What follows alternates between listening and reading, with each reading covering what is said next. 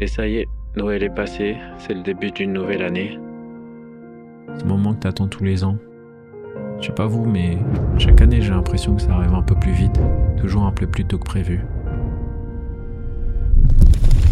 Souvent à cette période, on regarde déjà vers l'année prochaine. On pense à ce qu'on veut changer, améliorer, ou même juste recommencer. Avant de me projeter, j'avais envie de me faire le point sur mon année 2025. Le problème, c'est que quand j'essaie de me remémorer ce qui s'est passé, il ne reste pas grand-chose. À part les moments marquants, les moments récents, la vaste majorité a tendance à disparaître dans le néant. Comment me rappeler de mon année ?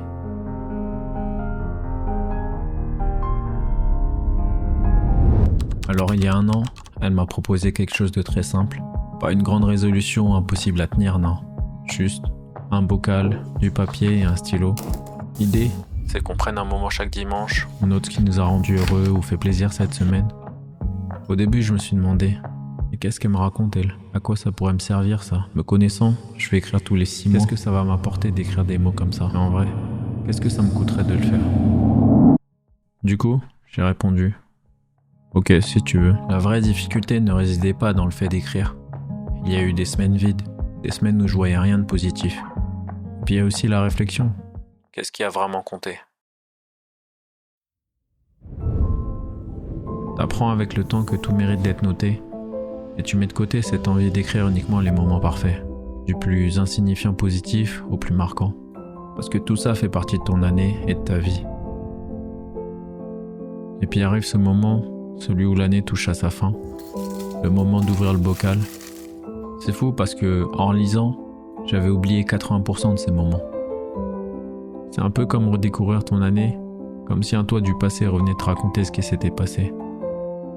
Le trésor finalement il est là, dans cette prise de conscience.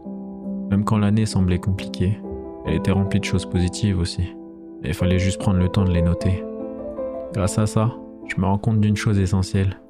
Il s'est passé plein de belles choses cette année. Ce bocal a changé ma façon de voir les choses. Il ne m'a pas rendu la vie parfaite, loin de là. Mais il m'a forcé à chercher la lumière toutes les semaines, même quand il me faisait sombre. On a refermé le bocal de 2025. La fin d'année te rappelle ce qui compte vraiment. Et peut-être que le plus beau cadeau, c'est simplement de pouvoir se souvenir de ce qu'on a vécu, de ce qu'on a ressenti, et de réaliser qu'il y avait beaucoup plus à apprécier qu'on ne se l'accorde.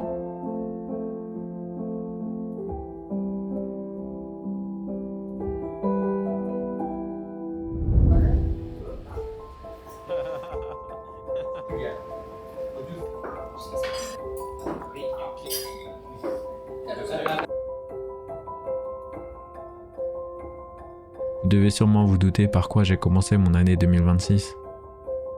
Et toi, que fais-tu pour te rappeler de ton année ?